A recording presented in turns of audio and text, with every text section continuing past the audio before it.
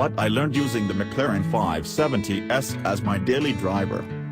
There it was, sitting in my driveway as I returned home after running out for errands. A bright Curacao blue McLaren 570S, all mine for the next few days. I made my typical first impression walk-around.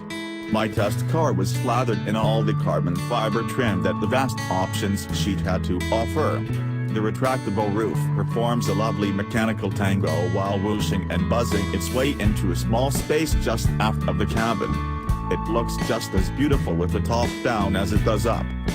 The doors open in a sort of dihedral manner, once you figure out where the handles are hidden, in the black space underneath the bodycolor swoosh at the top, and once they are fully erect, it's not terribly difficult to contort yourself inside.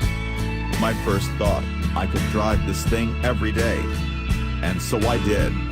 For the next 3 days, I would use only the McLaren 570S to get from one place to another. I went to the grocery store, drove to dinner, and made a spur-of-the-moment trip up north from Seattle to Bellingham. Here's what I learned. Those dihedral doors look sweet, a prerequisite for any proper supercar, but the way the glass rises from the doors means opening them also opens up the roof section, so there's really no way to keep the rain out when entering. That doesn't matter on beautiful sunny days, but remember, this is my daily driver for the weekend, come rain or shine. The most difficult part of getting cozy is adjusting the seat.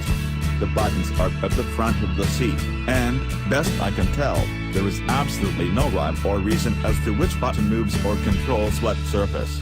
It's a 15-minute guessing game of button mashing, praying, cursing, and trying again.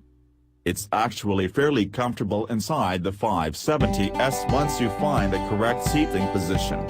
You sit low, but not so low that your legs are parallel with the floor.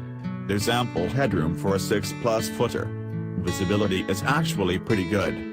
I set myself to the task of roving about the cabin, testing switches and buttons, and generally getting familiar with my surroundings.